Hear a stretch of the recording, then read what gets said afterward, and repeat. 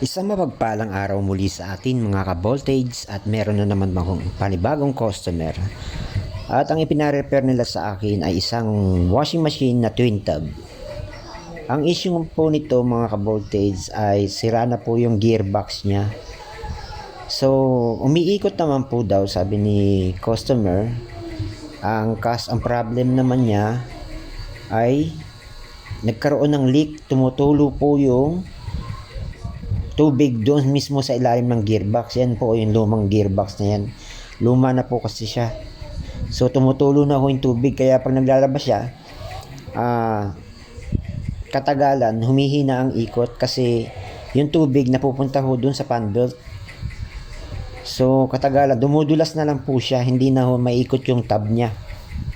So yun nga po, pinapalitan sa akin ni customer ng panibagong gearbox at ayun nga po, kinabit ko na po siya.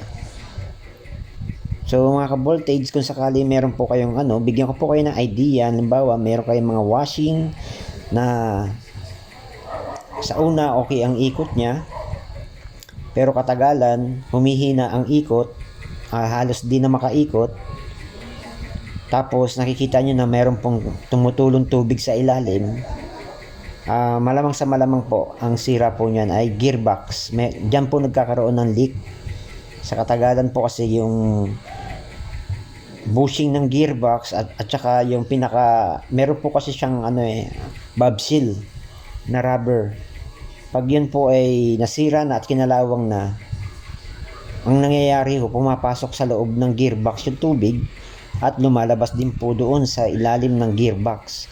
Kaya ang nangyayari, nababasa po yung fan belt, at pag nabasa ang fan belt, hindi na po siya makaikot kasi dumudulas na lang po siya doon sa pulley motor niya. Tapos makikita naman din nyo na nauubos yung tubig nyo sa tab nyo. Natatapon lang po doon sa mismong gearbox niya, doon dumadaan.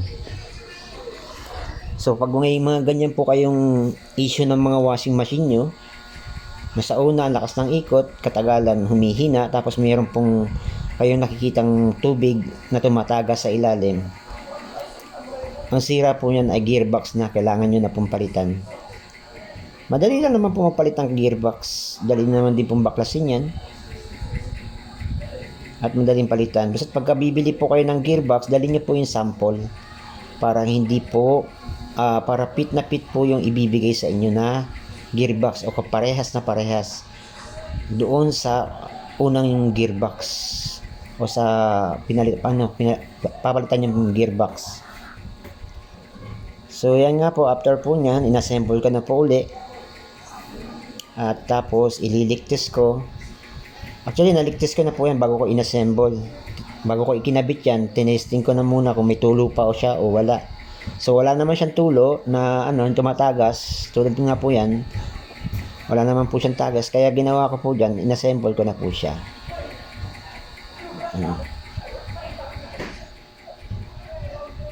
So mga ka-voltage, kung halimbawa po ay ganyan ang issue ng niyo po, mga washing na mahina ng sa unang andar malakas, katagalan po ay humihina na at saka may leak na o may tumatagas ng leak, gearbox na po ang kailangan palitan yan.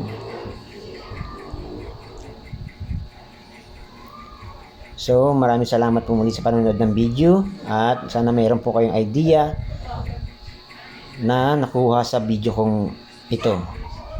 Paki-like and share po, paki-follow po ang page.